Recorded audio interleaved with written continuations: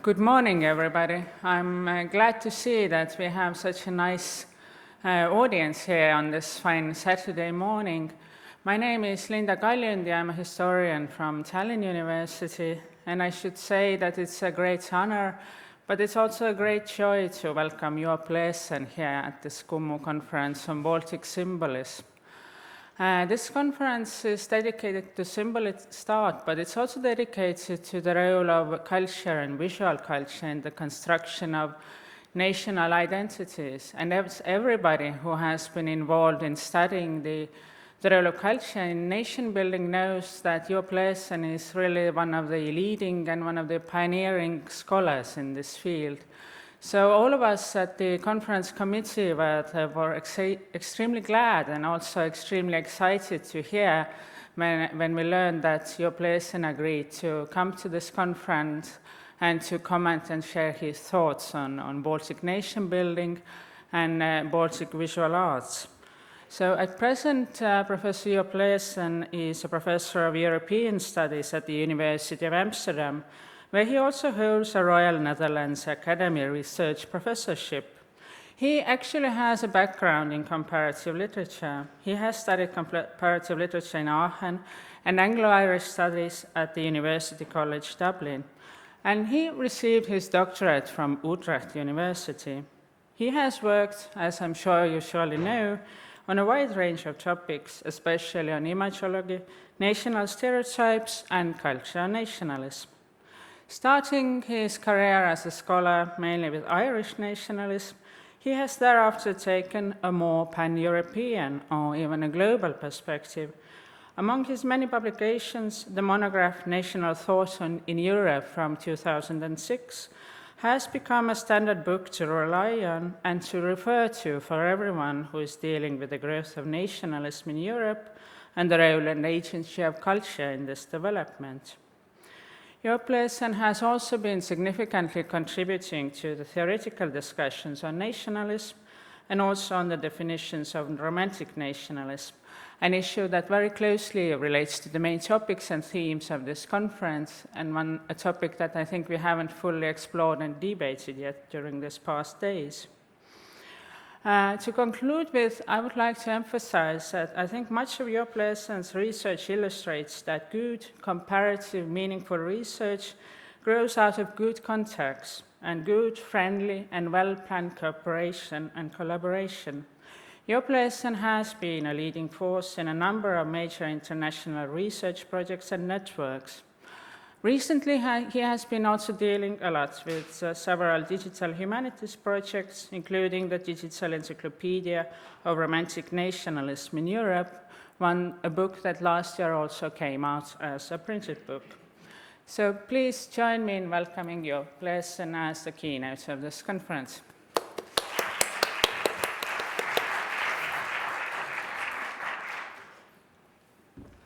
Thank you, Linda, for an embarrassingly generous introduction. For me, too, it's a joy to be here. When I started after 1989 to move out of the extreme northwest of Europe in order to study nationalism, one of the great discoveries was Estonia, both for the exemplary almost paradigmatic nature of its historical experiences and for the incredibly high standard of the scholars working on this in various fields: folklore studies, cultural semiotics, history, art history, literary history. And so it's a real joy to be here and to renew my contacts. For me, it's also a challenge. The Encyclopedia of Romantic Nationalism in Europe, which is a hugely expensive 4-kilo book, which is unaffordable except for librarians, is accessible free online. The acronym is ERNI. So ERNI at the University of Amsterdam will allow you to look at what we've been trying to do for a comparative history of national movements in Europe. And most of what I'm saying is really drawing on the incredible lessons that I learned from the 350 collaborators from various parts of Europe who contributed, from Albania to Scandinavia and Iceland to Portugal and Malta. So, you know, you get around when you do this. At the same time, it's a challenge for me to be here. I'm not speaking to my core strengths because Ernie, drawing on the work of nationalism historians like Miroslav Roch, Benedict Anderson, and Anne-Marie Thiès, was really engaging with historians of nationalism, who by now are usually historical sociologists or historicizing political scientists. I felt it was necessary in my dialogue with them, particularly around the London School of Economics, to put the agency of cultural production on the agenda for nationalism studies. Very often this was reduced to a mere epiphenomenon. The real thing that mattered was power divisions in society, and big things like the rise of the middle classes and the invention of the steam engine, and culture was something that the elites did in their spare time, and it was inconsequential. And I felt that the agency and indeed the phase A Roch style predictive nature, the setting the scenario for national movements, the articulating the identities which would subsequently be vindicated politically, that this part was written out of most of the analyses. And this is why I wanted to inventorize what went on in Europe, look at the cultural producers, that is to say, the people who were engaged in knowledge production and the people who were engaged in artistic production, and to look at their political entanglements and also their mutual transnational entanglements. And I realized that this really strongly overlapped with what I had done as a scholar in comparative literature on Romanticism. So it was really what Paul van Thieghem had done, or Paul Hazard, on the great intellectual movements of Europe, where you could see that these things really are communicative memes, if you like, going viral, irrespective of political regimes, stages of modernization or anything, that I thought, okay, this really is so enmeshed with the spread of Romanticism that I'll call it political Romanticism, almost as a provocation to my more socially and politically oriented fellow historians. And my attempt at a definition of romantic nationalism was the celebration of the nation defined in its language, history, and cultural character as an inspiring ideal for artistic expression and the instrumentalization of that expression in political consciousness raising. Now, that is, a debate that I'm now fairly, familiar with my fellow historians, and now I am dealing with art historians. And suddenly, there's this mirror image of romantic nationalism, which is called national romanticism. And I need to clarify one or two things about, how these two relate to each other. You can say it's the same thing, it's a bluish shade of gray or a grayish shade of blue. What's the difference? Well, there is a slight difference as to where the adjective goes with the noun. So if you like, in a Venn diagram, both are points of overlap between the fields of nationalism and romanticism, but you can say that either you study nationalism and you see how it was inflected by romanticism, or you study romanticism as an aesthetic program and you see how it was inflected by nationalism.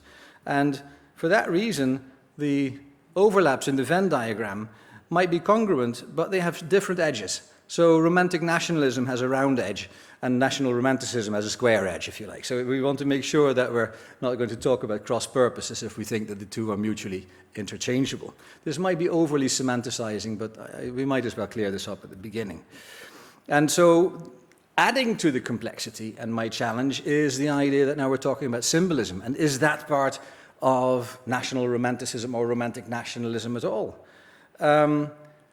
Just as a few home truths, Wikipedia level, commonsensical base points, I want to start from the fact that it's a Europe-wide movement that embraces both literature and painting, if no other genres indeed, suggesting otherworldly truths, drawing on dreams, myths, and the occult. And as I will argue, as such, in these aspects, it is phenomenologically very close to what Romanticism is. These three core characteristics of symbolism are typologically close. At the same time, we should also see that it is pan-European, and you want to realize that if you take a small region as a proxy for European symbolism, you're going to have problems of representativity. How European is it? How does it relate to Knopf? How does it relate to Malczewski? And you know, forms of symbolism, political or otherwise. And I was particularly struck by the parallels between what I encountered when I did my homework in the Baltics and what I was fairly familiar with from my work in the Celtic areas of Europe, Scotland, Ireland and Pan-Celticism. It would be very rewarding, I think, and I'll make a few suggestions in that direction later on, to look at the Scottish symbolist John Duncan, who was who could have been, you know, a transplanted Latvian or Estonian who was, you know, given a false memory syndrome and grew up in Edinburgh, thinking he was a Celt. But, you know, point for point, the similarities are really extremely arresting. And this raises the problem of the frames in which we do the analysis. There are two comparative frames that we need to problematize a little bit. If we look at, you know, Baltic symbolism, here are some ideal typical examples that all of you much more familiar with than I. I realize that Baumani's painting is still in Riga. It's not here, but the Horse of Destiny, the Latvian thing, and then Čiurlionis and Kallis doing their, you know, mythical and epic themes in new pictorial style. If we look at the triangulation between pictorial style, thematic repertoire, and national self-assertion, how late 19th century is it, and how Baltic is, or Nordic is it? Now, to indicate the importance of a wider comparative peripheral vision, I want to flank the one painting that's down in the basement here with another one which, you know, for me really suggested itself. Osman Hamdi Bey's painting, The Tamer of the Tortoise. Osman Hamdi Bey is not just anybody. Osman Hamdi Bey was a very important official in the late Ottoman Empire. He curated the Ottoman presence in the World Fairs in Vienna in 1867 and subsequently. He wrangled with Schliemann over the licenses to excavate Troy, and he started the first historical museum in Turkey. He's one of the great cultural modernizers of the Ottoman Empire. He also did fantastic paintings. And if you do an inventory of late 19th century paintings of young women reading, his young woman reading the Quran is one of the really, really beautiful ones. So Europe is bigger than you think. This man was fully enmeshed. He painted this in Paris. He took lessons in Paris. And it is usually seen as a satire on the impossibility of teaching the Ottoman Empire new tricks. Here is a man who's trying to train tortoises to perform acts. And you get the same curious and slightly satirical and evocative juxtaposition between the sublime and the bestial that we see elsewhere. And so, and other things like Apelles Mestres from Catalonia doing his fairy symbolism in Barcelona will look familiar in its theme and its style. And he was a Catalan nationalist as much as the men and women here were, you know, committed to their Baltic nationalities. And there's Arto Moynihan's official handbook for the Irish Free State, which was the handout when Ireland attended the World Fair in Chicago in 1933, and channeling the decorative style of the Book of Kells in a very belated fin de siècle style, going Art Deco. So here you see that a number of the core features that are highlighted in this beautiful exhibition are not unique to Baltic symbolism, and that Baltic symbolism is really an ice cube floating in a European glass of water, out of which it has frozen and into which it melts back. So the historical framework, besides the spatial framework, is the 19th century. And so how does what happens you know, around 1900 relate to what happened around 1800? My key theme for this talk is Kosellec's idea of die Gleichzeitigkeit des Ungleichzeitigen. The fact that different historical regimes are operative simultaneously at any given historical moment. That in 1800 we are still dealing with the runoff of Enlightenment patriotism and the Enlightenment, But we're already dealing with the onset of Romanticism, much as in 1900 we're dealing with a Benjamin-style modernity that is beginning to assert itself, but we're also still dealing with the long tail, the after effects of Romanticism. So at any point, whenever you look, you will see contradictions and hybrid moments where the old is still persisting and flanked by the emergence of the new. So this makes any comparative framework over a long period extremely complex. You're trying to serve, trace spaghetti that is made of water. It is very fluid. Soluble fish, somebody has called this. At the same time, the encyclopedic inventory that we did with Ernie, with the encyclopedia, suggests a temporal presence that is shaped a little bit like a wave. The graph at the bottom is the temporal distribution of 6,000 historical monuments that were put up in Europe by date of erection. So you could also sort them out, like, are they about people in the 18th, 17th century Middle Ages, so by historical reference, but this is the date of placement. So when were these things put up? And that curve that we see here, is characteristic of a lot of visualizations and temporal network analyses that we did. A very, very brusque, sudden onset around 1800 in what Kozelek again would call the Zattelzeit, when you get a lot of, temporal condensation, one of those things that Lenin said, sometimes nothing happens for decades, and then, decades happen within a week, suddenly things go into overdrive.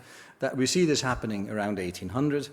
Then a petering out towards the mid-century with a noticeable revival around 1900 and again after 1989. And, possibly the most important contemporary implication of Ernie, why it's not just an antiquarian exercise, is that we might add something to the theory of banal nationalism by Michael Billig, that banal nationalism is really the retreat of trickle-down Romantic nationalism in the 19th century. That Romantic nationalism subsisted in the banal and is now made hot again, activated again, made virulent again in neo-nationalism and in populism. That's about the contemporary resurgence. For now, I'd like to contrast the sudden onset around 1800 and the long tail and slight backwash and revival around 1900.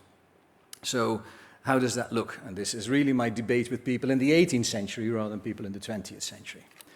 New things actually happened. It's not just business as usual. There were some things that we might call paradigm shifts or really the emergence of the new, and I've grouped them, and I think some of them remained important, and I highlighted them in red for the rest of the century and for nationalism. In politics, we get the rise of the notion of popular sovereignty, with Napoleon coming up with a mixed model of strongman charismatic leadership combined with a written constitution. These are powerful political inspirations for all of Europe in the next century, and they're really something that changes the story of Europe. The nation is framed. It's now seen as the element in the state that is sovereign and mandates the state's powers, but also needs to be tamed. In 1848, in 1830, 1848, around 1870, we see this constant push and pull of the state trying to invoke the nation as its legitimation. We, the state, are not just there because we have the power, but we are there for you. We are a nation state, and at the same time, the nation has to be tamed. Knowledge production goes through what Kuhn might call a paradigm shift. I do think, looking at the evidence, that there is such a thing happening specifically in linguistics, that with the discovery of Sanskrit and the realignment of the taxonomy of familial relations between languages, we move away from the story of the Tower of Babel or Noah's Ark and the idea of the 72 nations, and we get a drastically new phylogenetic way, a family tree way, almost a Darwinian tree of how nations relate to each other by descent. In the Baltic, of course, this leads to the massive upgrading of the status of Lithuanian and Latvian. Much as in the Balkans, Slovenian, which is basically a small dialect seen as secondary to Croatian, manages to become a real language, and Slovenia becomes an independent nation state because they have a specific verb form, the dual plural. And because they have the dual plural, they always say, we're not a dialect, we're a language. And in 1919, that gives them the right to the self-determination of nations that is in the Wilsonian program. So these are long drawn-out effects. The vernacular turn, that the importance of a language is not the extent to which it has produced high classical culture, but how it reflects deeply rooted anthropological traditions and authenticities in the language community becomes important. A historicist turn towards the Middle Ages rather than to classical antiquity, and all this in knowledge production, professionalizing in national libraries and universities. This coincides with Romanticism, which valorizes intuition and empathetic understanding rather than the critical reason, which was so beloved of Kant and Diderot and the Enlightenment. Okay. All this happens within decades. All these massively incisive changes coincide in time in what Koselleck rightly calls the Zattelzeit. It really changes the European game. And when does it end? This is a much more difficult thing to address. This is why I was wondering yesterday, when did symbolism end? When does anything end? You can compare it to a lump of sugar in a cup of coffee. When you put it in, it makes a plunge. You notice this is the moment. After a while, the lump is gone. You can't get the sugar out of the coffee, but the coffee still is sweet. The sugar is still there, except it's no longer in lumpish form. So Romanticism plunges in around 1800, and then it melts, and the coffee is still sweet, but at the same time, other things began to overtake it. I mean, it's possible to look at a runoff, or, to begin with, the Romantics die. Lots of them die from very romantic causes like tuberculosis, and a good romantic dies young, like Christian Jaak Peterson here in Estonia. But that's really, it's a good career move for a romantic to, and specifically the younger romantics all die in the early 1820s. There's a massive sort of Spanish flu among the, a real generational dropout. The older romantics seem to have a healthier lifestyle. So Wordsworth, Coleridge, despite his opium addiction, Walter Scott, Victor Hugo, they manage, they stay on into the later 19th century. But when Goethe dies and Scott dies in the early 1830s, you're beginning to see real diminution of the presence of the Romantics, and the most long-lived ones manage until the mid-century, but that's about the end of it then. And at that time, we also see the emergence of something that we might call anti-romantic. And for want of a better word, I'll call it realism, meaning that the consistent idealism and transcendentalism of the Romantics, looking for the higher transcendent truths, the intuitive inspiration, is considered trivial, and people want to really look at what's going on in the lives of real people, both in literature and in art. And in knowledge production, we have something like positivism, we have the archival turn in the historical sciences, so all the historians of the mid-19th century denounce the Romantic historians as being enthusiastic fabulators, whereas they really look at the archival facts. And in socialism, Marx famously turns Hegel from his head back onto his feet and looks for the material rather than for the ideal in what drives the affairs of men. So there are things that are deliberately anti-romantic in a dialectical sense. So what I'd like to look for at in my talk, which is now well underway already, is three forms of how Romanticism could reach into the late 19th century. First of all, the straight arrow, a persistence of Romanticism. It doesn't completely stop. Something stays as sugar in the European cup of coffee. Secondly, that's the curvy thing, an inflected Romanticism. And specifically the rise of mythology, which is so important for symbolism in this part of Europe, I will single out here. And thirdly, that sort of little red arrow by way of a star is the sort of dialectic swing of the pendulum, that the anti-romantic period of the mid-century is itself rejected again a generation later by the anti-realists and the people who reject the pragmatism, the materialism, the new aesthetics, the l'art pour l'art school, which is basically going back to a more romantic program because they rejected the anti-romanticism of the previous generation. So these are three possible transmissions of how you could see the filiation of these things. And that's basically the structure of the examples that I'm going to give you now. So enough with the theory. I'm going to show you lots of pictures and give you examples in order to substantiate this model. To begin with, Romanticism doesn't really stop when the poets die. The great difference between political history and cultural history is that political history is evenemential. The new replaces the old. Whereas cultural history is cumulative. The new is superimposed on the old, but it doesn't abolish the old.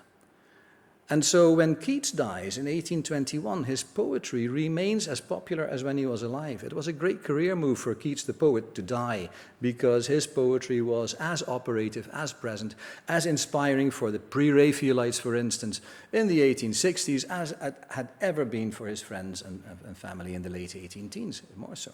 I'm going to give you two poems from the early days of Romanticism, which could have been time transplanted out of a symbolist program, to show you how strong the poetics of Romanticism persists. So, talking about landscape, this is from Wordsworth's poem Nothing, 1799, an outtake from the prelude. A young boy goes gathering hazelnuts in the wood, and he has to rip the nuts from the trees. And when he's done that, the trees look bare, and he feels he has desecrated something. And the uncanny ending of the poem, still in the diction of the 18th century, is, I felt a sense of pain when I beheld the silent trees and saw the intruding sky. Then, dearest maiden, this is his sister Dorothy, then, dearest maiden, move along these shades in gentleness of heart, with gentle hand touch, for there is a spirit in the woods. Another sense of the transcendent in the sense of landscape is from Hölderlin, Brood und Wein. The full version wasn't printed until the 1880s, but this portion of it, the initial portion, was printed in 1807. I'm going to read you the German to show you how Hölderlin is still using Homeric hexameters. It's fantastic German. It's Greek German, and I have a little subtitle for the sense of it. Sieh, und das Schattenbild unserer Erde, der Mond, kommend geheim nun auch, die schwärmerische, die Nacht kommt, voll mit Sternen und wohl wenig bekümmert uns, glänzt die Erstaunende dort, die Fremdlingin unter den Menschen, über Gebirgeshöhen traurig und prächtig herauf. Behold, the shadow image of our earth, the moon, now also arrives stealthily. The ecstatic one, the night, comes full of stars and quite indifferent to us. This is almost like David Bowie about the serious moonlight. I really love that. The wondrous one, interloper among humankind, raises her sheen over the hill crest, sad and resplendent. This is fully 100 years before anything we call symbolist, and it outdoes the symbolists in the sense of landscape, the sense of scope, and the sense of the transcendent. Okay, so Romanticism endures. This was read in the 1830s, 40s, 90s, as much as it was written around 1800. It would be false to date these things only by the date of production. Secondly, Romanticism retreats into the banal. I already suggested this. You might have seen this thing here. Usually, if we look at the cycles of banalization, we think of Gothic castles, and then you get Ludwig of Bavaria building Neuschwanstein in a sort of neo-Gothic historicism, and then you get Walt Disney ripping off Neuschwanstein for Sleeping Beauty's castle in Disneyland. But this is one step further. So this is a housing development in Turkey, where you have lots of little Disneyland Neuschwansteins in terraced rows like Coronation Street. It's still there, except it's total kitsch. And for that reason, serious historians don't look at it, because it is kitsch. It has dropped out of the canon. It has been decanonized. It's no longer, the emergence of the new. It's the trickle-down, watered-down version of the old, but it's in its diffuseness still there, and it's a very powerful force in the cultural ambience that we live in. For instance, the historical novel. Usually people say with the death of Scott and the, Manzoni in Italy turning away from the historical novel, around the mid-19th century, people say the historical novel is dead.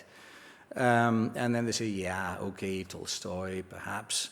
And then, okay, Lampedusa, Il Gattopardo, Umberto Eco, but these are anomalies. We get the big, George Eliot, Henry James sort of things. We get realism and naturalism. Not so.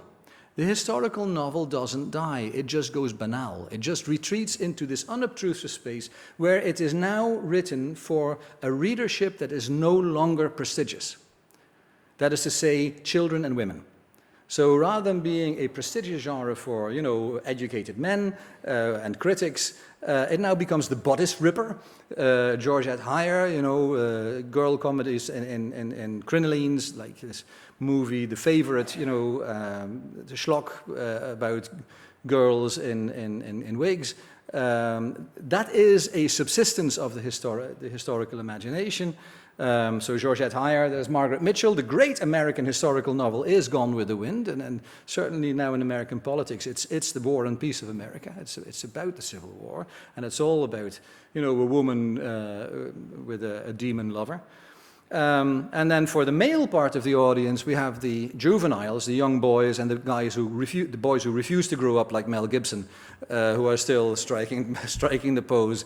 And you see the children's novels of G.A. Henty, who continue the historical myth of the empire after Scott, but while it's still there. Now, in here are two movies. Margaret Mitchell's novel was, of course, turned into the movie Gone with the Wind. That's what the still is from. And indeed, the historical novel endures in other narrative media. Very importantly in opera. Now, some of this opera has remained canonical, like Boris Godunov. You'll know the portrait of Salyapin in the title role, great, Russian portrait of the turn of the century. Less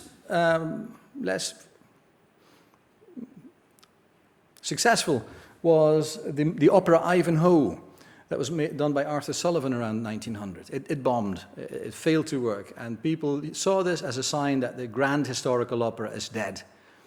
And Arthur Sullivan started to team up with Gilbert to write the Gilbert and Sullivan operettas. He was much more successful as a society operetta composer than he was as a serious historical opera composer. On the other hand, a Walter Scott derivation like Sienkiewicz's The Teutonic Knights was turned into a very major movie by Alexander Ford in socialist, communist Poland. So here is something interesting. We get movies based on old school historical novels, but whether they work, and operas, but whether they work or not seems to differ from country to country. So there are some asymmetries at work here. The subsistence of romantic historicism outside the genre of the historical novel in other genres is not uniform across Europe. And it seems to persist in outside Northwestern Europe longer than it does in Northwest Europe. So if we take our default image of Romanticism to be Northwest European, so English, French, German, you realize that Romanticism and Romantic historicism endures further in other parts of Europe. So besides the Russian grand historical opera, which is a major tradition, long after Verdi has turned the opera into domestic dramas, we see that an epic Walter Scott infused vision of the past and the presence of the past, as T.S. Eliot would call it, is very strong. For instance, in Bohemia, the Bohemian manuscripts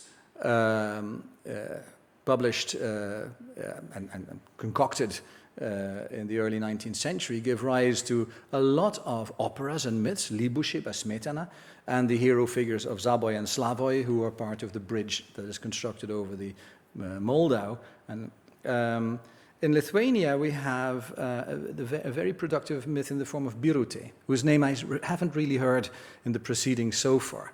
But societies were named after her. She was and she's one of those, the last of the pagan princesses who turns to Christianity.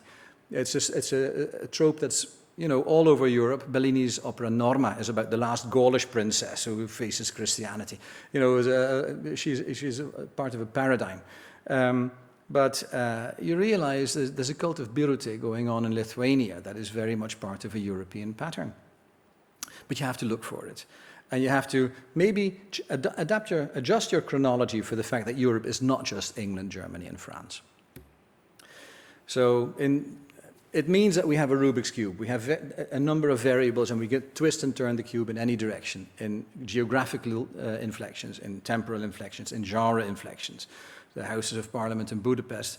The Belayev editions of Russian, if we're interested in book covers here, the sheet music of Russian music printed by Belayev in Leipzig are incredible works of Art Nouveau design, and the score of Prince Igor, one of those operas, right, is basically a little museum, ethnographical, historical museum of all Russian stuff, with Kobzars and scripts and altars and whatnots and landscapes in the background.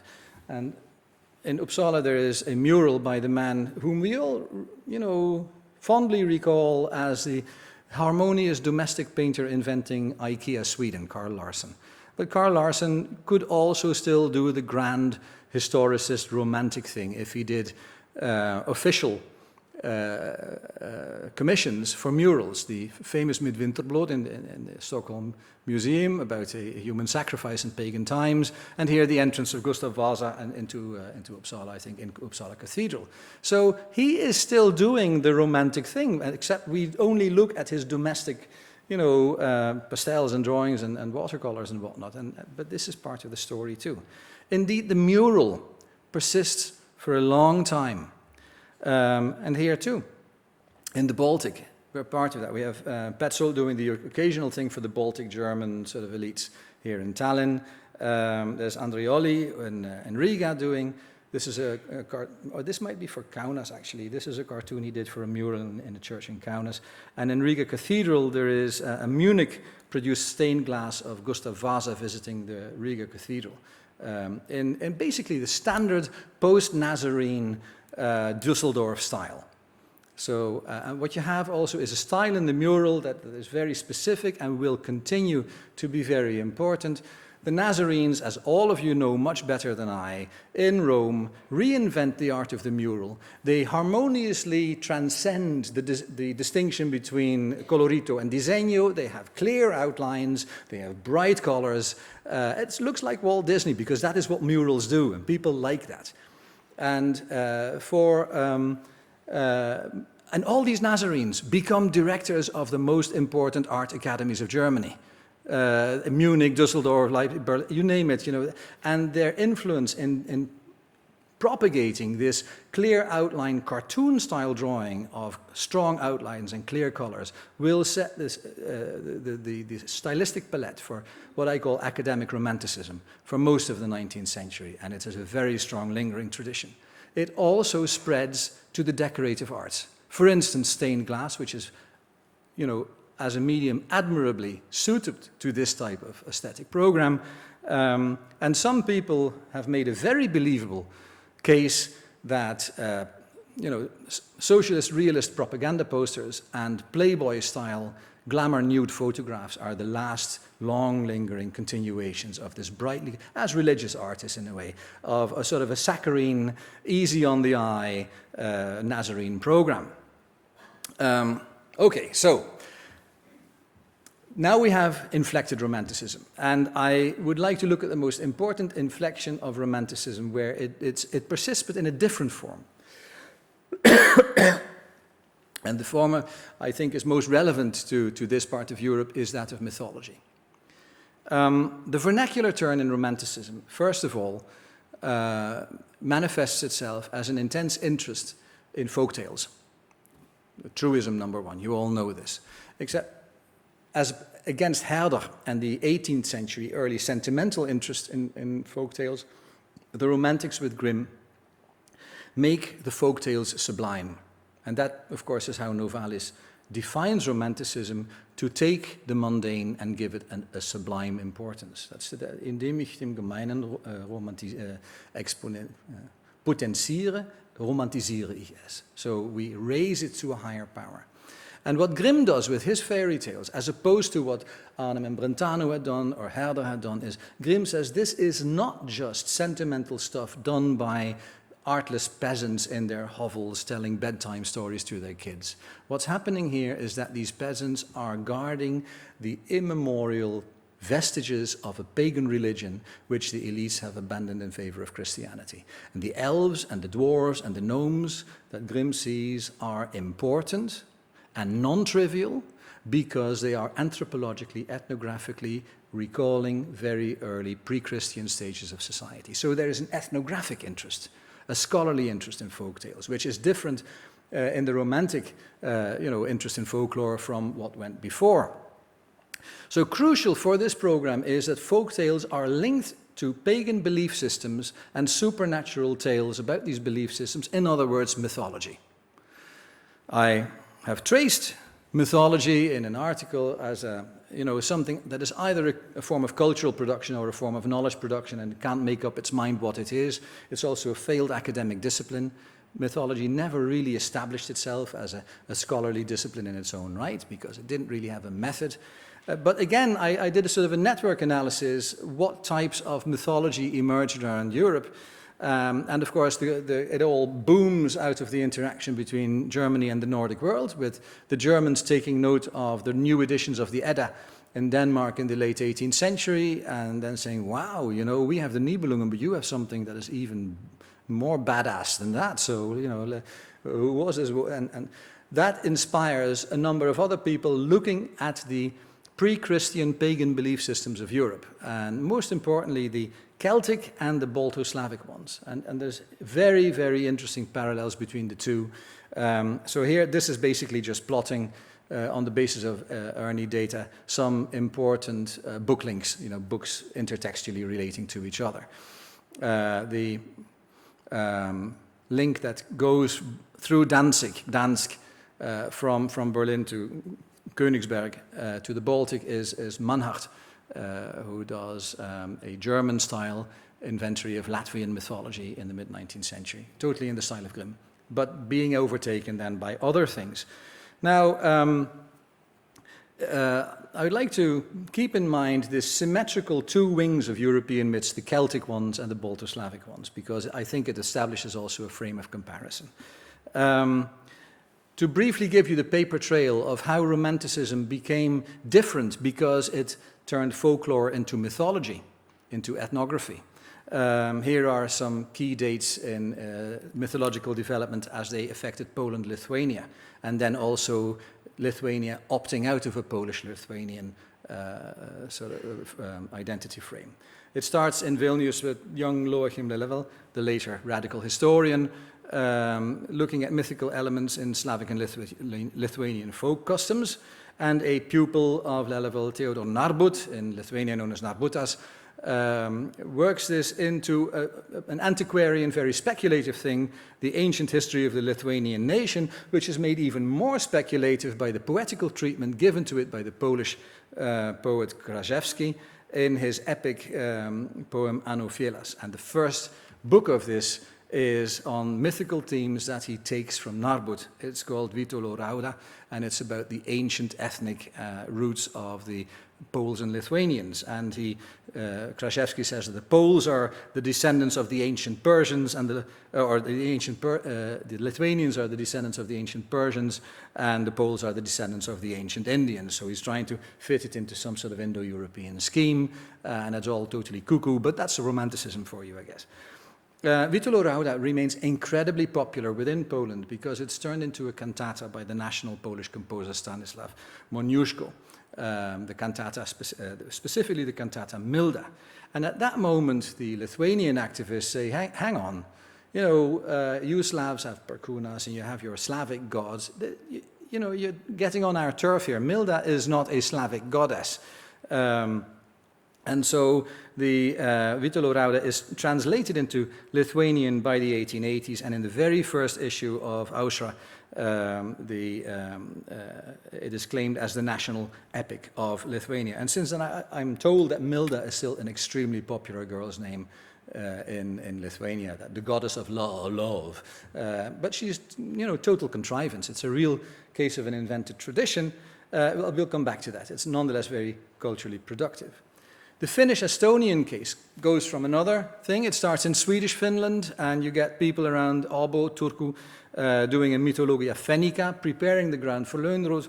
And Ganander, interestingly enough, is very early on translated into Estonian by our famous Christian Jaak Peterson for Rosenplenter's Beiträge, in which he already says, we have a cold mythology which is different from the warm mythology of the Greeks, but, Vainem and Kalev and the names that will link both the Kalevala and the Kalevipu are already brought in circulation by the 1820s. We know how it works out from there. This is, core national history for this part of the Baltic.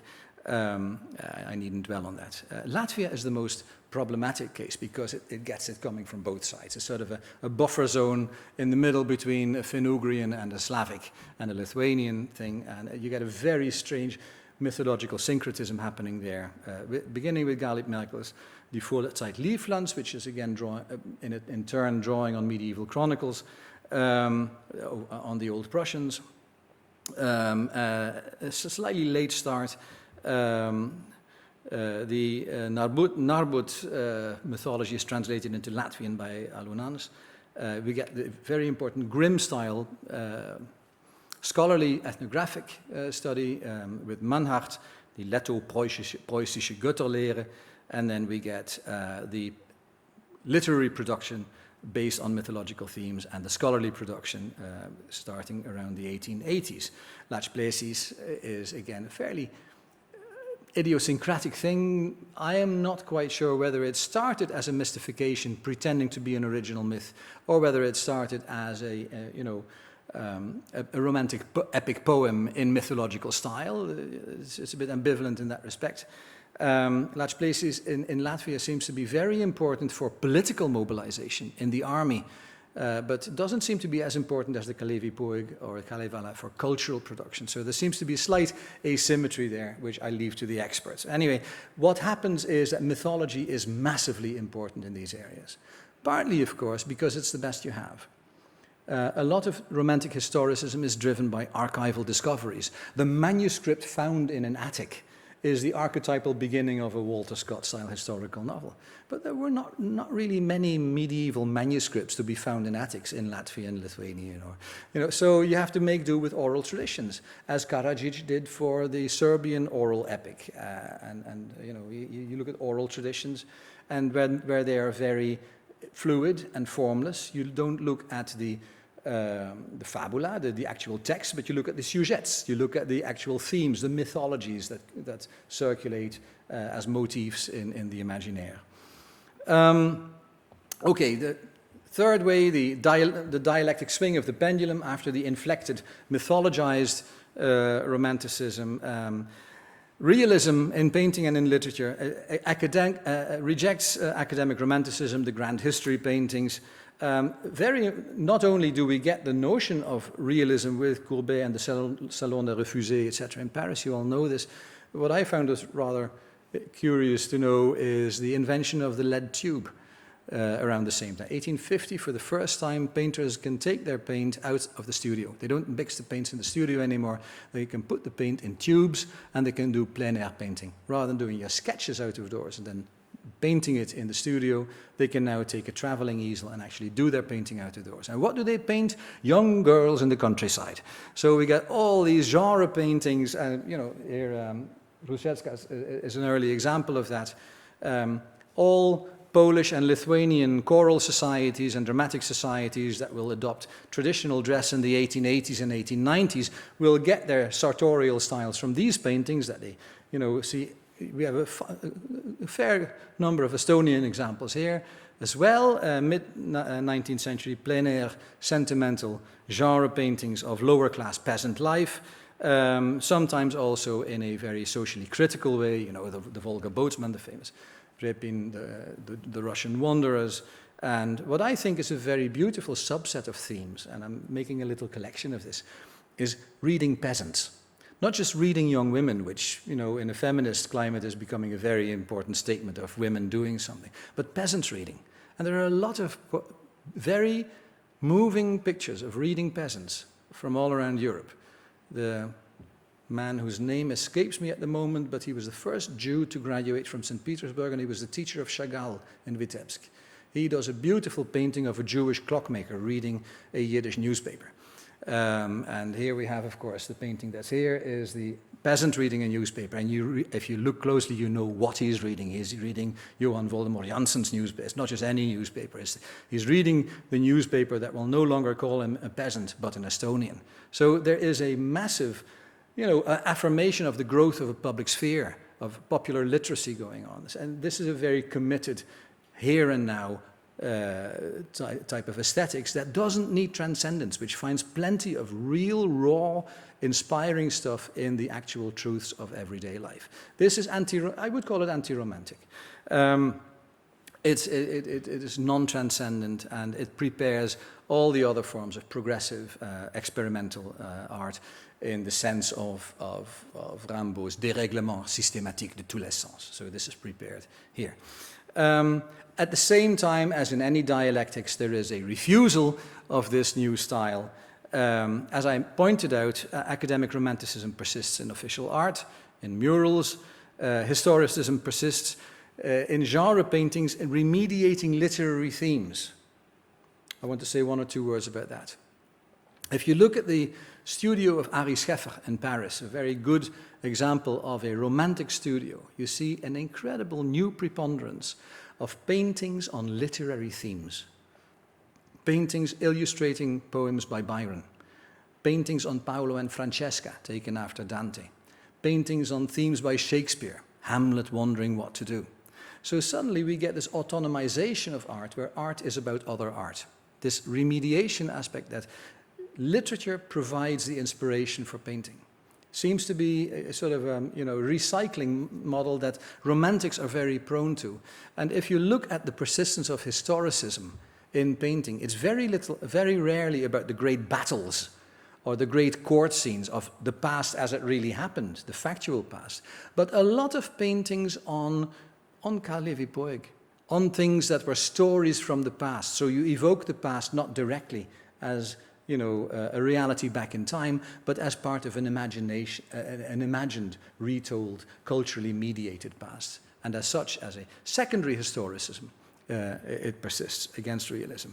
And the persistence in style of a clear outline disegno against the loose brushstrokes of the realists, against the geometrical forms of the later avant-garde schools, the graphic arts, lithographs and woodcuts, and the applied arts which emerge in this period, posters, book covers, book illustrations, stay, basically in the post-Nazarene program of straightforward colors in clear outlines. A few examples of these. So I mentioned Carl Larsson. Galen Kalela's illustrations of the Kalevala are a typical example of painters illustrating the past or the mythological past based on a previous literary text. And he did the paintings that we all know, but in 1928 he was also, as an older man, commissioned to do the murals in the National Museum in Helsinki. And that is still continuing, something that was done in the 1840s in Munich and in Wartburg and in Frankfurt.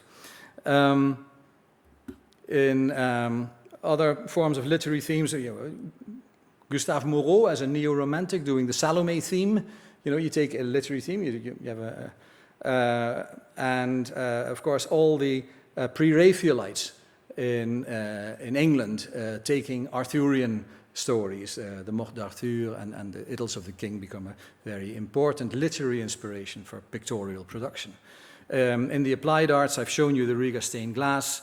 I don't know why I put Vasnetsov in there, but he's there as a mythological Russian inspiration, and he did a lot of backdrops for fairy tale operas, the Snow Princess and things, much as Rosenthal's did theater curtains.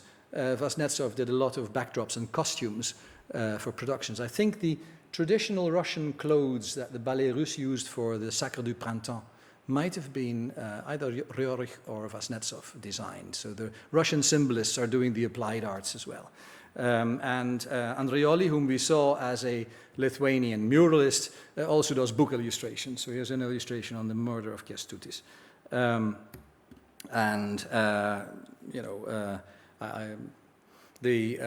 The book cover becomes an item in its own right, as we heard so splendidly yesterday. I have one German example of a mythological collection. You might think of the poster art of Mucha, who besides a poster boy for Art Nouveau was also a committed Czech nationalist. This is a poster he did for the Sokol festival, an athletic nationalist festival in 1912. And of course, Zarin's doing a lot of propaganda for the Latvian state in this post-Nazarene style. Last, and I'm now at the end of my time, what links these various trajectories of Romanticism from 1810 to 1890, if you like, is one ongoing commitment to the nation as the most congenial ambience for the artist to work in, the national commitment of Romantic nationalism. Now, Romantic nationalism, as we see it after the Congress of Vienna, and as we see it at the fin de siècle, after the Treaty of San Stefano, has a number of common elements which just define nationalism as such.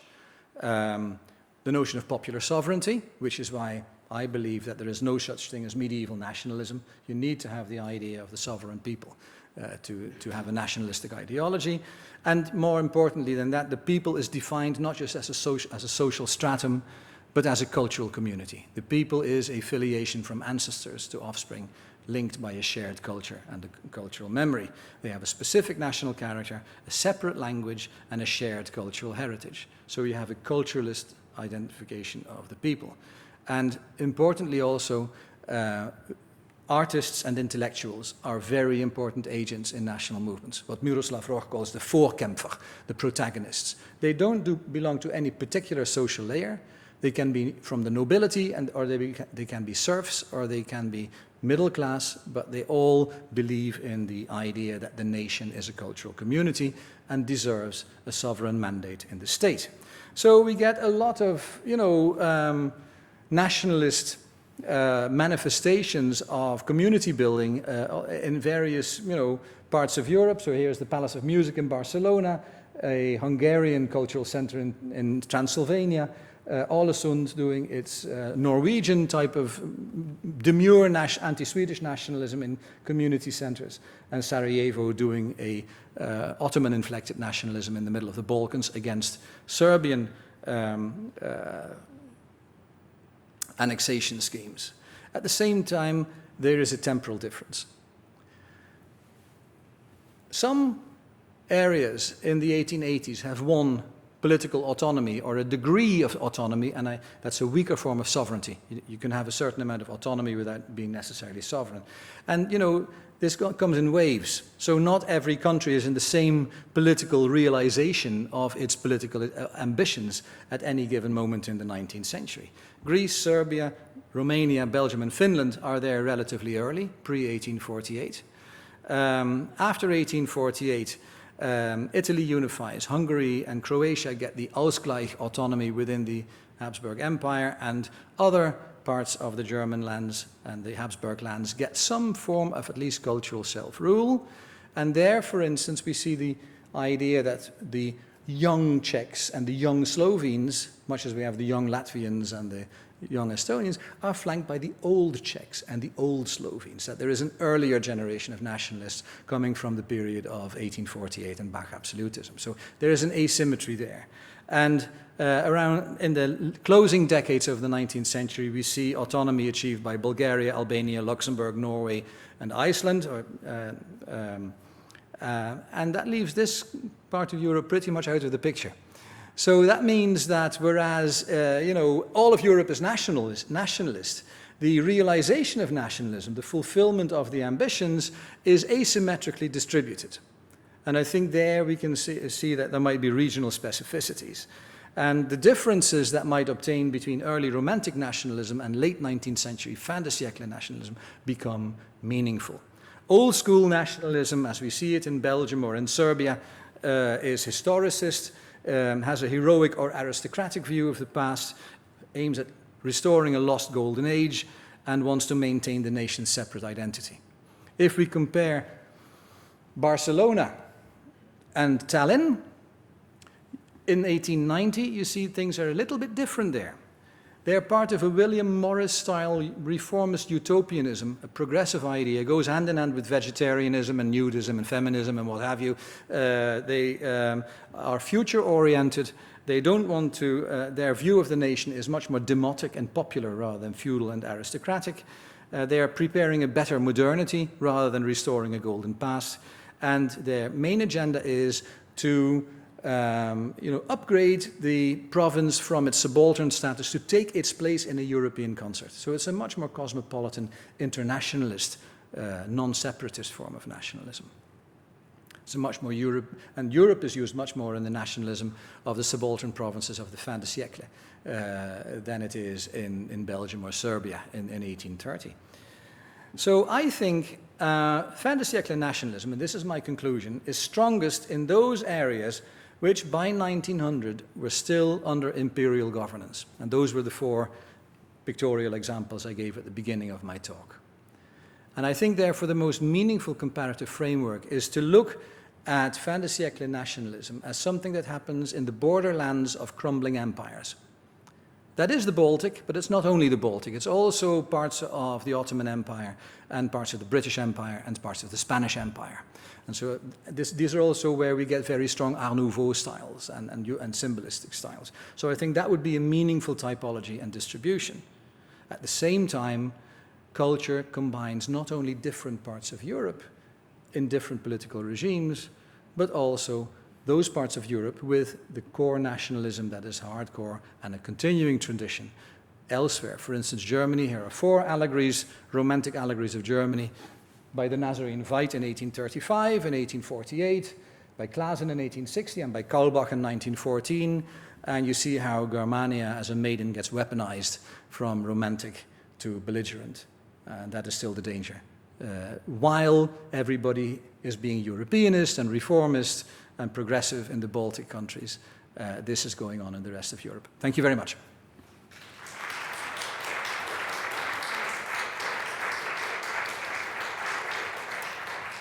So thank you, Joep, for a very inspiring talk. And I think it's also a very rare occasion because Baltic nation building and Baltic national romanticist art is not that often explored from a comparative perspective. I think this exhibition, The Wild Souls, is also very rare in the Baltic context in the sense that we don't compare Baltic nationalisms to each other, not as often as we should. And even less we have these studies looking at the Baltic nation building, Baltic national romanticist art from a broader pan-European or even global perspective. So I wish we would have more of these kinds of lectures. I was also very fascinated by how you located the Baltic nation building and national romanticist art in this context of later romanticism in Europe. Because I think very many scholars who address Baltic national romanticist art, they tend to put forward these arguments that Baltic nation building, it's belated, it's situated on the borderlands, and treated as something exceptional from European nation buildings, and I think very often compared namely to these earlier phases of romanticism in Britain and France, for example, but you located it into this context of these nations that are still under imperial rule, as you put it, and they are also developing their romanticism fairly late. But I was wondering, where would you put the colonial factor here? Because I found this imperial perspective very inspiring, but then again, these countries, they have very different colonial legacies. Say the Baltics having the Baltic German and the Russian colonial / imperial legacies, and different countries at these European borderlands also having very different colonial and social relations. Yeah, thanks. That's a very interesting and a very complex question. I will leave aside for the moment the non-European colonies, although I think some interesting things could be said about the United States and about certain Latin American countries in the late 19th century and about the Bengal Renaissance. it's very different. So I'm not, but if you look at Europe's internal colonies, let's define them first of all. What would define them as a colony would be that the land ownership was expropriated from the native population, and that a landowning class was imposed that did not have roots in the country but had roots to a different center. So, if you like, the latifundia in Andalusia might have the same type of landlord agricultural system as the big German estates here in the Baltics, but it's not colonialist. And so if you look at, for examples of this, you're basically looking, I think, at Ireland and the Baltic. I think they're the two prime examples of intra-European colonies where you have an imposed landowning class and an expropriated underclass, which is ethnically and culturally different. There is such a thing as colonial nationalism, and it's been done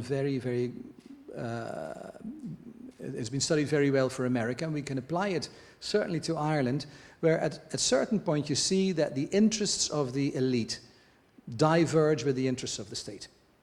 And that's when the colony is no longer a straightforward colony, but becomes a bit of a problem. And you can see that the elite begin to defend their own particular interests, not in terms of the state that gives them their prestige, but the location that gives them their separate identity. And you get a certain sense of cultural solidarity, if not social solidarity, between the landowning class and the expropriated peasantry. Typically, in Romantic nationalism, we see in the course of the 19th century a turn what I call from past to peasant.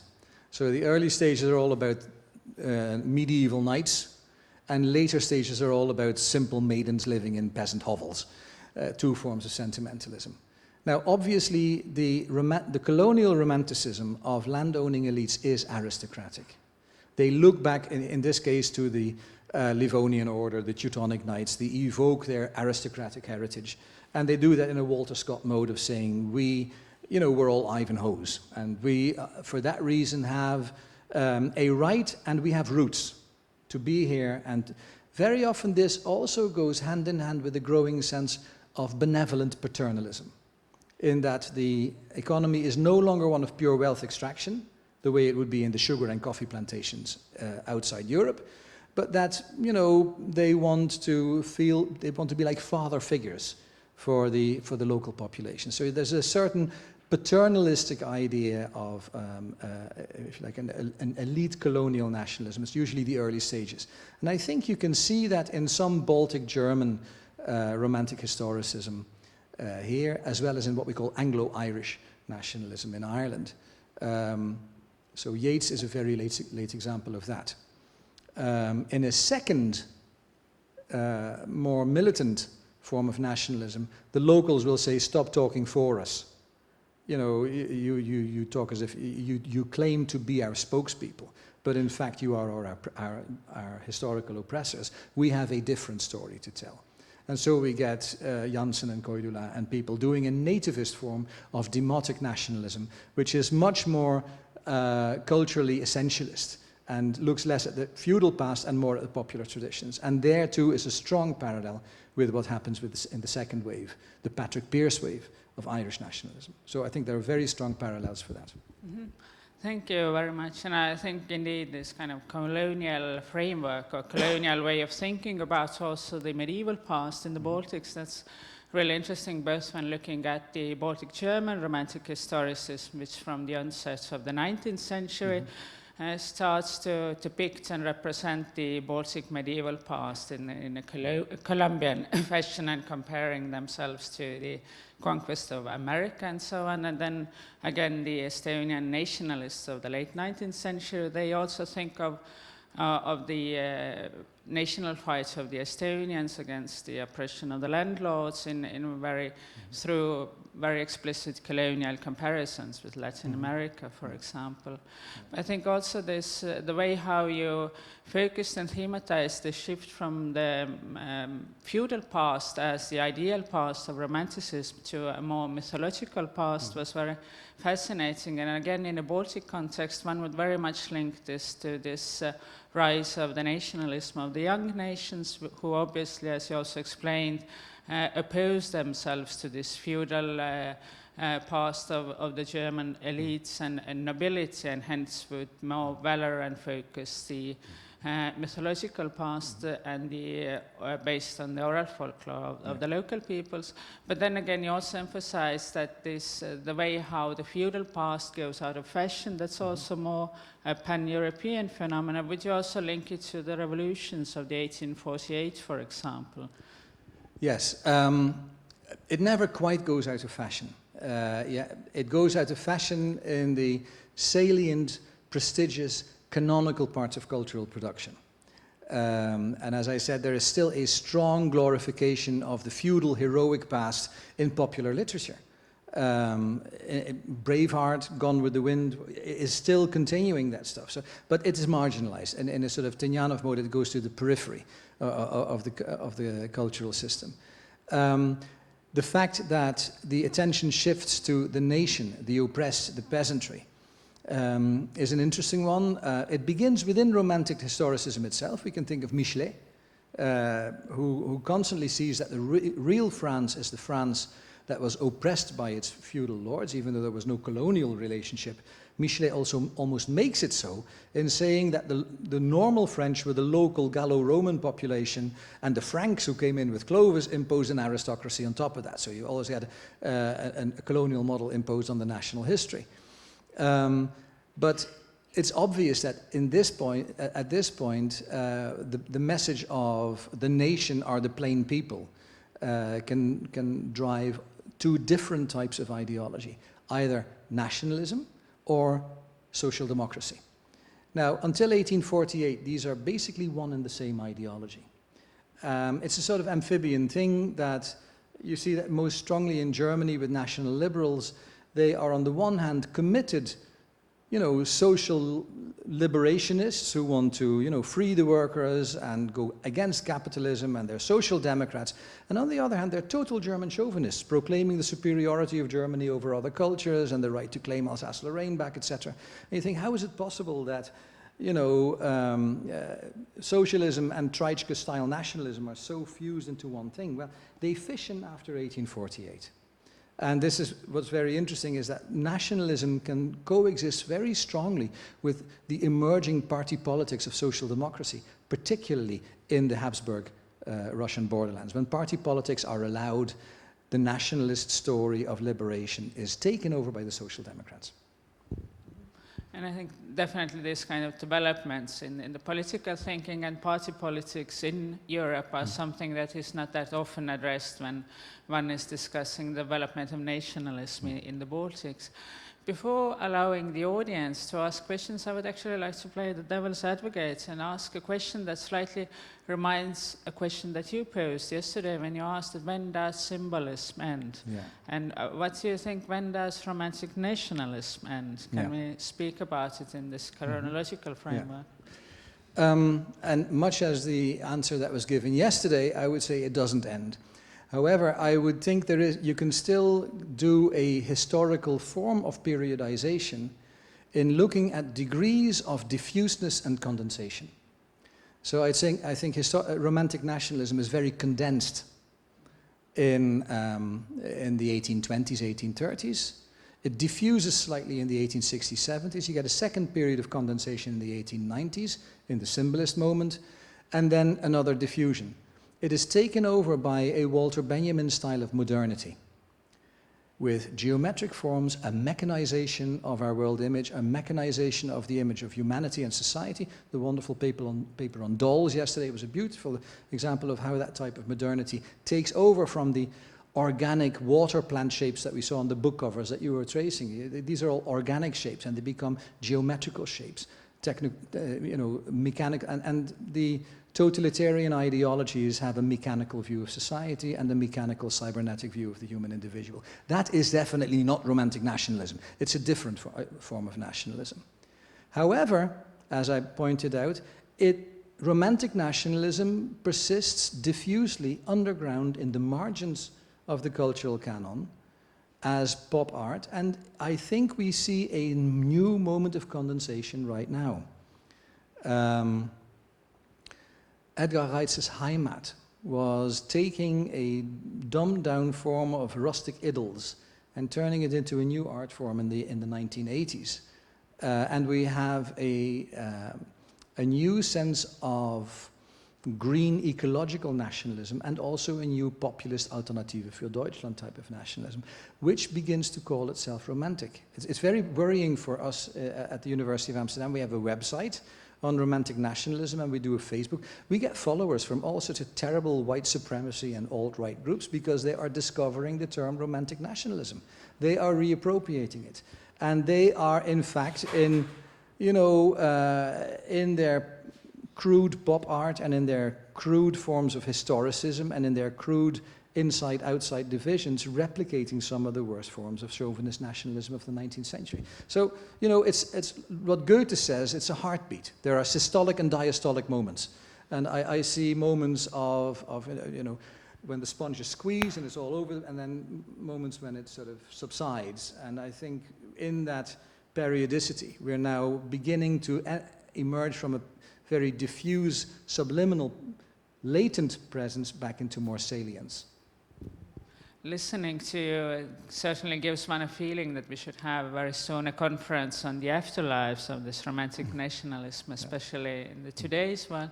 But now I would like to give the microphone to the audience and encourage you to ask questions. Thank you for a very moving presentation.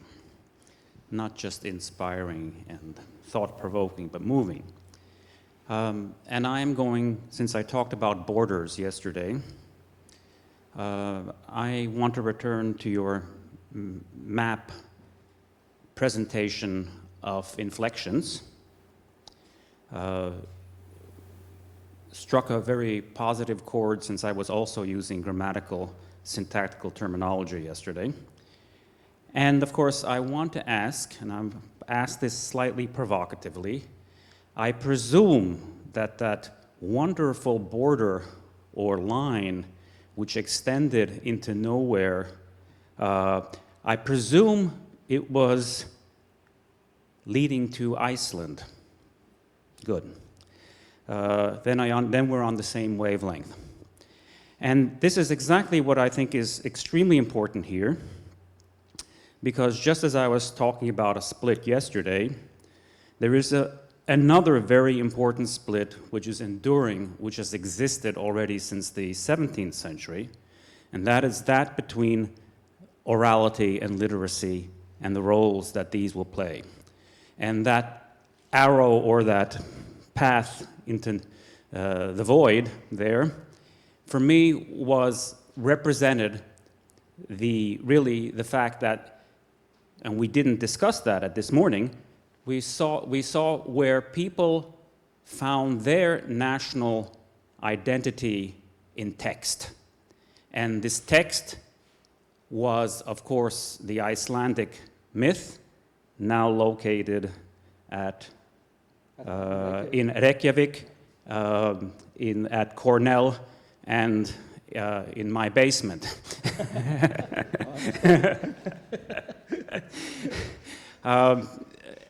And of course, it's a text which has been formed by standing out in the cold, harsh Icelandic climate at the Ting and really creating a transcendent community.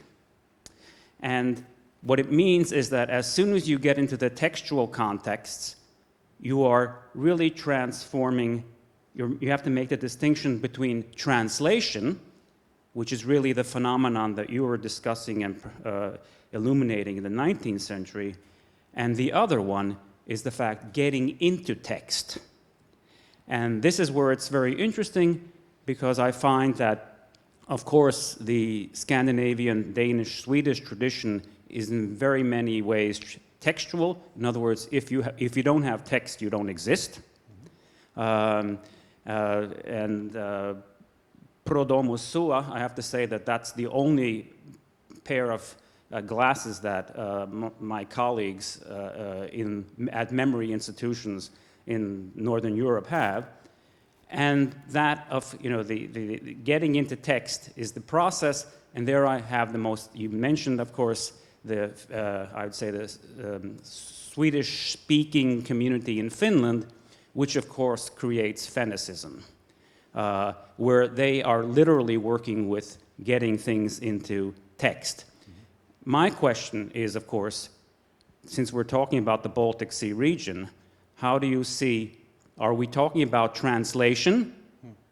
Because translation is such a big topic in the 19th century, of course. First literary works being translation as opposed to original prose or poetry.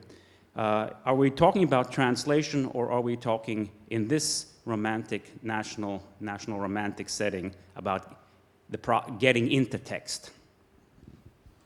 Or appropriation or identification. Okay, thank you. That's a very, very richly suggestive question. I'd have to chew. It flags all sorts of issues.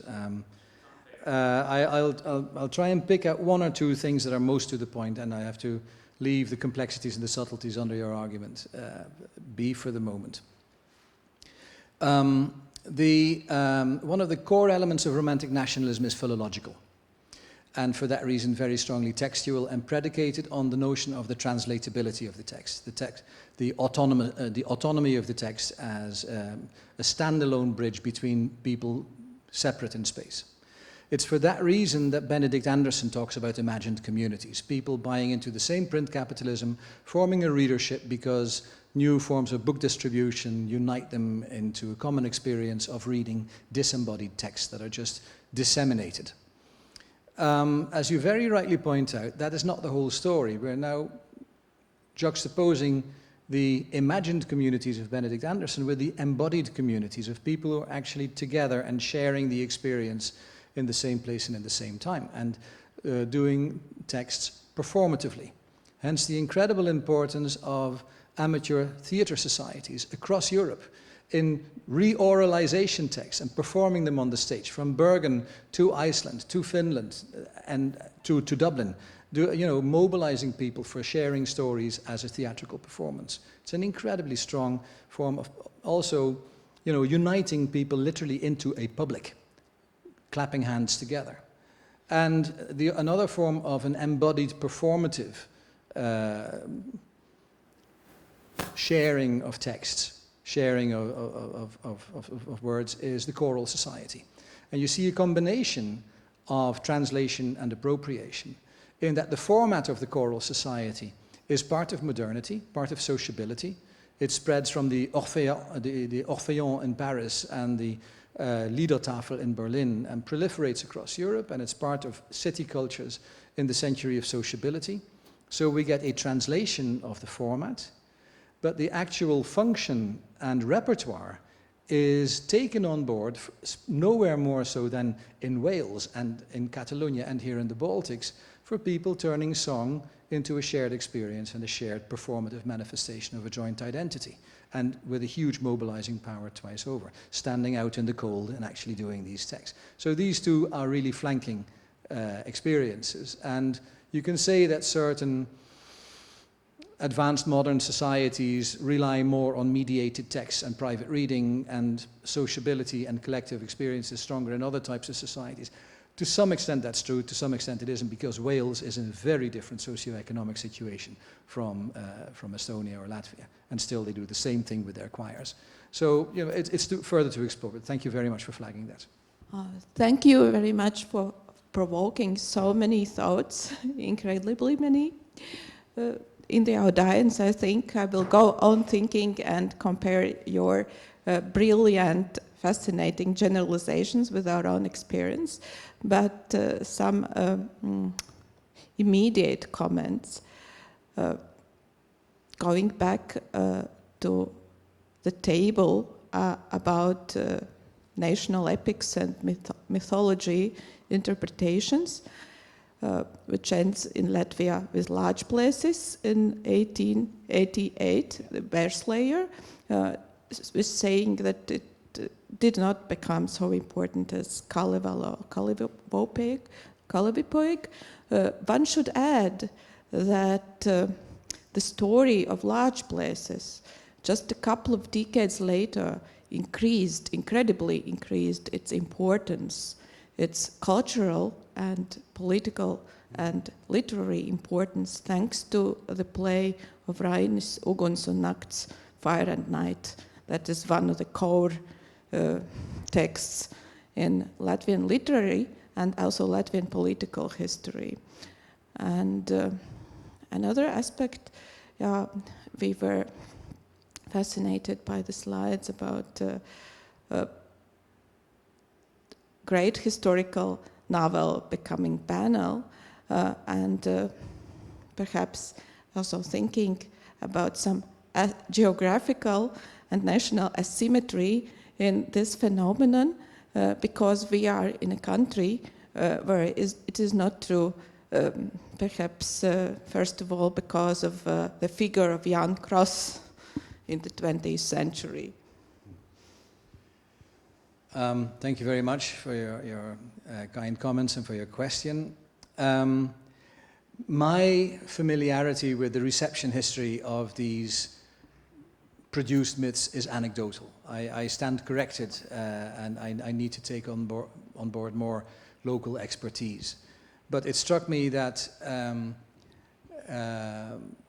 if I look at the afterlife and the presence of Kalevala in Finland, and its omnipresence from Sibelius to the feast days and all cultural fields, or I look at the incredible cultural presence of the Kalevipoeg here in Estonia, I realized there was and this is anecdotal, I don't know Latvia well enough, but when I was anecdotally looking into it, I realized that the military and state took an incredibly strong inspiration from it.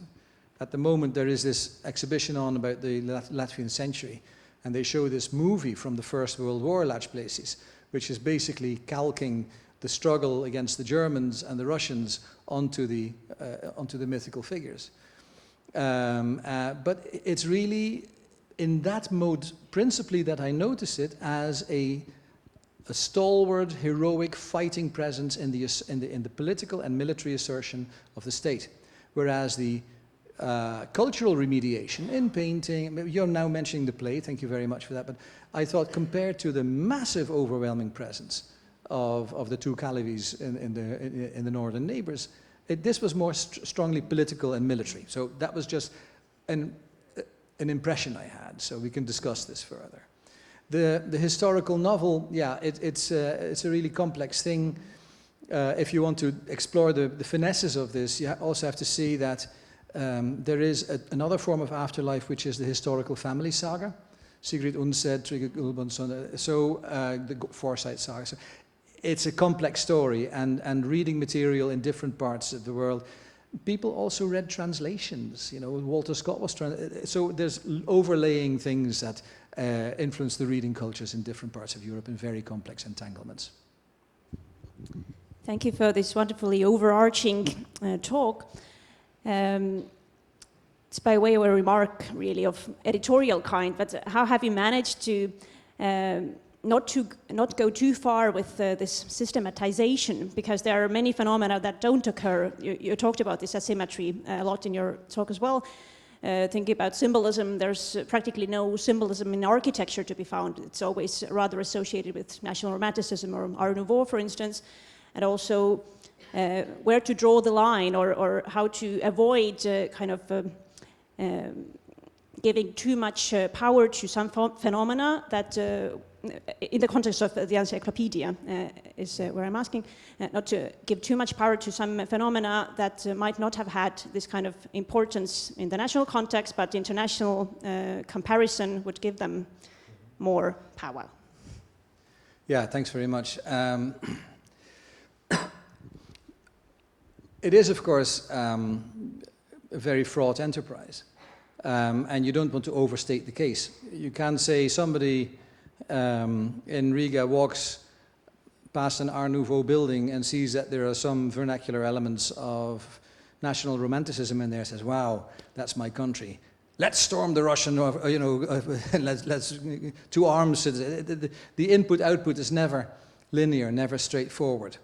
And the entire enterprise was really meant as a correction against the eliding of all these activities from the historical record. So as a historian, I felt that people were only looking at party politics, only looking at the socio-economic parameters of public life, and leaving out the cultural practices, which were also part of the fabric of social life. So I felt it had to be put back on the record. And because it was very diffuse, and because it is now partaking of that banal quality that it has gained in the subsequent century, I had to sort of condense it and bring it together. And basically what I did was do a stamp collection. You just put in everything that you see into your collection, because nobody has collected it before. And the question then is, what is important, what is meaningful, what made a difference, and what is just trivial or coincidental or inconsequential? And I don't know. The adjudication of meaning or importance is not something I wanted to go into, because you have to ask yourself, meaning or importance for what?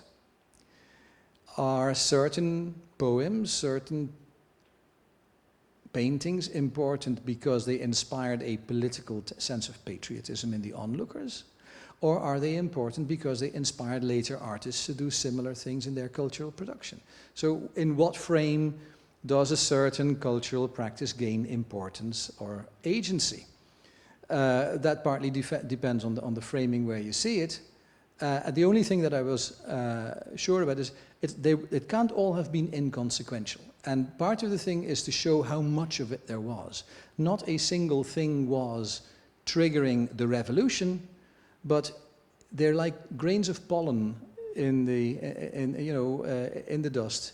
They do fertilize plants, and they do give people hay fever, without you saying which grain of pollen is more important than the other. So I'm trying to measure clouds with a caliper. I'm afraid it fried my brains. You know, it was a horrible enterprise, and I became a bit of a Jacob Grimm nerd, and I know everything about choral societies in Spanish Galicia, and I don't know what clothes my wife wore to a party last week. You know, you get a bit of a... so it does things to your brains. And I think, therefore, an encyclopedia is never a summary. It is a tool.